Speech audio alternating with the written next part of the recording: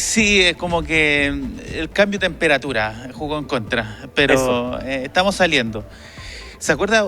Usted bien lo dice, el 13 de octubre pasado, hace prácticamente 2 meses, fuimos testigos de un ejercicio, de un simulacro, de un megaterremoto en nuestra ciudad de Temuco. Movilizó a miles de personas. Estuvimos, de hecho, esa jornada transmitiendo cómo se desarrollaba todo esto, una jornada donde hubo movimientos de bomberos, de carabineros, funcionarios municipales, establecimientos educacionales. Varias personas participaron de todo esto, además de otras instituciones públicas y privadas. En un ratito más se van a dar a conocer los resultados, ¿cierto?, de este ejercicio, a ver si pasamos o no la prueba, a ver cómo estamos, si faltan algunas cosas que reforzar, si existió o no coordinación entre los servicios que organizaron esta actividad, y de hecho vemos ahí algunos representantes, ¿cierto?, de servicios que participaron en aquella oportunidad, a la espera, ¿cierto?, de lo que va a ser esta presentación en un instante más. Pero nosotros nos queremos adelantar algo, ¿no? Y precisamente vamos a hablar de esto con Armin Llanos, encargado, director, ¿cierto? Sí, corrijo, director de gestión riesgo de desastre. Ahí está. Es medio complejo el cargo, ¿no, Armin? Pero es cargo. ¿Cómo está, director? Bien, muy bien. Muchas gracias por estar cubriendo esta importante ceremonia para nosotros, donde vamos a entregar un reconocimiento a las instituciones más relevantes que participaron de nuestro mega simulacro de terremoto. Oiga, ¿y hay algunos resultados ya preliminares de esto? ¿Qué se puede decir sobre el ejercicio? Bueno, en la presentación están los números que no los tengo tan presentes en términos de salud de memoria, pero efectivamente son números alentadores, diría yo. Y tenemos también una evaluación de nuestro socio estratégico, que fue la Mutual de Seguridad. Entonces nosotros tenemos nuestros números, ellos también hacen su análisis, y también tenemos una visión del mundo privado, que es en este caso la clínica alemana, quien aportó y quien estuvo ahí presente. Así que tenemos esas presentaciones, y luego de eso tenemos la entrega de estos reconocimientos a las instituciones, y también finalmente las palabras de nuestro alcalde Roberto Neira. Director, ¿qué se puede sacar al limpio, cierto? Más allá de lo que fue el desarrollo de este ejercicio que movilizó a miles de personas, ¿qué se puede sacar al limpio? ¿Temuco está de alguna u otra forma preparado ante una situación como lo que fue ese simulacro, por ejemplo? Sí, yo diría que primero tuvo la conciencia de poder hacer y participar del ejercicio, porque la cantidad de personas que actuaron fueron alrededor de 135.000 y fracción, casi 136.000 personas. Entonces eso da cuenta de que efectivamente este llamado del municipio fue tomado en cuenta por la comunidad, y eso es relevante porque lo importante es que nosotros apuntamos al autocuidado, a la autoprotección de nuestros vecinos, y de ahí podemos construir una serie de elementos, ¿cierto?, para poder ir mejorando cada día. Es decir, siempre va a haber algo, va a haber una brecha entre lo ideal y lo real, y eso es lo que nosotros creemos haber tomado en cuenta en este ejercicio, sacado estas conclusiones para poder ir mejorar. Director, hay falencias dentro de todo proceso, ¿cierto? Yo no recuerdo antes al menos que se haya realizado un simulacro en Temuco de esta envergadura, ¿no? Como le decía, más de 100.000 personas se movieron con todo esto. ¿Hay algún punto que hay que reforzar? Sí, mira, más que negativo, yo creo que son puntos por trabajar. Hay dos que tienen directa relación con la ciudadanía. Cómo nosotros preparamos a los adultos mayores frente a esta situación. Es una cosa que quedó plasmada y que es importante, que vamos a trabajar con los adultos mayores el próximo año en esta idea. Y también incluir, cómo nosotros somos capaces de incluir a las personas con discapacidades, o decir, con capacidades diferentes, como corresponde llamarlas. Entonces, esos dos puntos son sumamente relevantes en la comuna de Temuco, cómo podemos nosotros hacer partícipes de esta prevención, tanto a los adultos mayores como a las personas con capacidades distintas. Eso es como lo concreto en términos de poder trabajar con la comunidad, y al interior de nosotros también hay otros elementos que también los vamos a señalar en la exposición, que vamos, por supuesto, a trabajar el próximo año.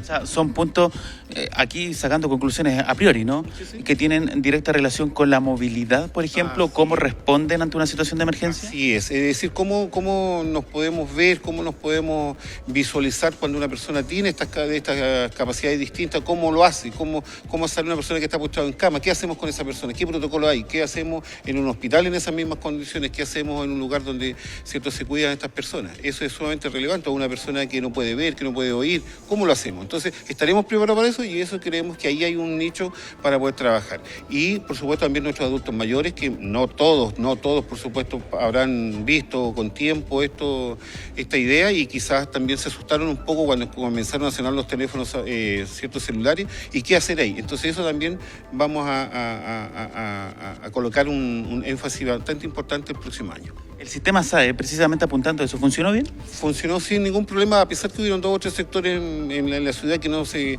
activó, pero también eso se levantó esa información con Senapred y ya está solucionado. Sí. Miguel Ángel Carrillo, no sé si tiene preguntas desde el estudio. Sí, Cristian, la verdad es que me recuerdo de uno de detalles que se fueron generando en el mismo desarrollo de este simulacro. Por ejemplo, el uso de la losa de la Plaza Aníbal Pinto, en donde se ubicaron la gran mayoría de los vehículos que atendían esta emergencia simulada. Algunas personas planteaban que a lo mejor ahí hay un tema de revisar porque hay que tener en cuenta que bajo la plaza hay un estacionamiento, es decir, puede ser que el peso de la cantidad de vehículos que se ubiquen sobre esa superficie pueda ceder en algún momento. Sí, hubo de alguna u otra forma, director, algunas apreciaciones por parte de la gente, ¿cierto?, respecto al uso precisamente en aquel día del simulacro, al uso de la losa de la plaza, ¿cierto?, como puesto de mando, considerando la carga, ¿cierto?, que podía generar eso. ¿Eso ya está subsanado y qué conclusión además se puede tomar respecto a eso? Sí, mira, buen punto, porque nosotros adrede, hay que decirlo, premeditadamente colocamos ese punto como un punto donde íbamos a generar el puesto de comando. Pero lo hicimos con la intención didáctica en el sentido de que las personas pudieran recorrer ese sector, pudieran saber cómo se comanda una emergencia de esta naturaleza, porque ahí estaba el puesto de mando. Pero evidentemente en una situación real no es 100% seguro, podríamos decir, no me atrevo a decir que no es así, pero obviamente el puesto de mando no va a estar ubicado ahí. Y como era el primer simulacro que hicimos de esta naturaleza, lo quisimos hacer para que la gente común, ¿cierto?, pudiera ir viendo cómo está el proceso. Pero evidentemente frente a una emergencia totalmente distinta, no va a ser el puesto de mando ahí, sino que ya está establecido algunos puntos en la ciudad, como por ejemplo en el estadio municipal, donde vamos a colocar los puestos de mando, y si no se puede actuar ahí, en otros lugares tenemos alternativas. Pero efectivamente esto estuvo, y hasta lo consideramos positivo que la gente opine respecto a eso, porque se involucra y eso para nosotros es positivo. Pero como les digo, fue adrede con un propósito didáctico de hacerlo ahí para que la mayor cantidad de personas que pudiera pasar y viera cómo se estaba actuando frente a la emergencia. Para que la gente se involucre de alguna otra forma. Nada más que eso, y lo otro que el ejercicio nos sirvió, porque como tú me estás preguntando, ocurre que alguien analizó y dijo, oye, mire, quizás ese no es el lugar adecuado. Y eso es lo que nosotros queríamos de alguna forma colocar en la mesa este tema. Director, en lo relacionado a tiempos de respuesta, por ejemplo, el retiro de los estudiantes de los establecimientos educacionales, usted lo decía, hay algunos estudiantes también con movilidad reducida. ¿Cómo se comportó eso? ¿Cómo estuvo la coordinación de los establecimientos educacionales y también de los centros de salud, por ejemplo? Sí, mira, estuvo bien. Los centros de salud los dejamos ahí en un stand-by, es decir, solamente una parte, una pequeña cantidad de funcionarios pudieron evacuar por razones lógicas, y en los establecimientos educacionales tuvimos un promedio como 5 minutos, el más grande, ¿ya? Pero ahí tuvimos, desde 5 minutos empezamos a bajar hasta lo mínimo que nos demoramos en un lugar, 2 minutos y casi 2 minutos y medio. Entonces, entre 2 minutos y medio a 4 fue lo no normal que evacuaron los estudiantes, como se sabía, estaba esto dicho con anticipación, entonces ahí también habían hecho ejercicios con anticipación. Miguel Ángel Carrillo, no sé si tiene algo más que sumar.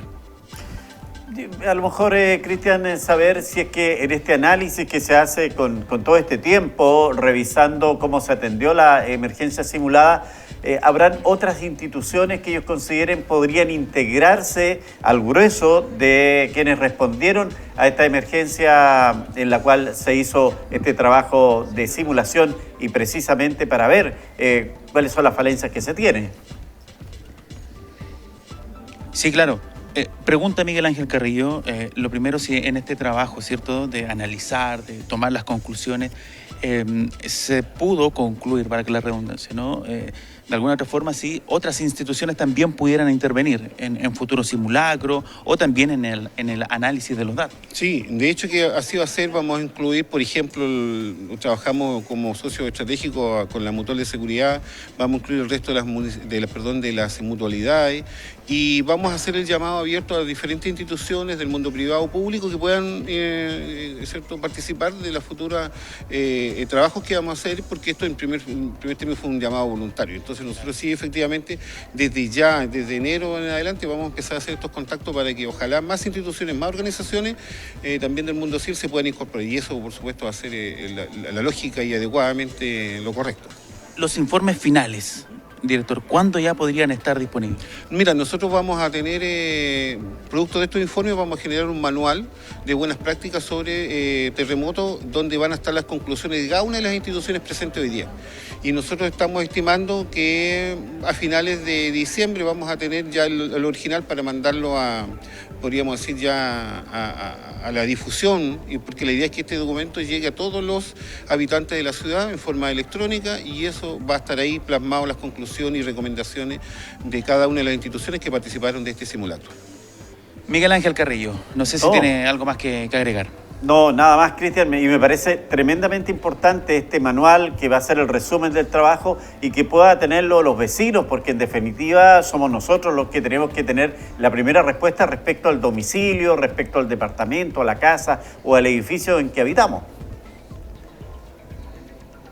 Exactamente, clave va a ser eso, ¿no? Posteriormente el proceso de difusión, de poder trabajar los puntos que quedaron ahí todavía de alguna u otra forma débiles, que hay que reforzar para que en el futuro Temuco pueda ser una ciudad preparada, como usted lo dijo al comienzo. Una capital ojalá de la prevención de riesgo, ese es nuestro objetivo. Director, le agradecemos por su tiempo, muchas gracias, muy gentil. Muchas gracias a ustedes también y por siempre estar presente en la difusión de estos elementos tan importantes como es la prevención. Muchas gracias.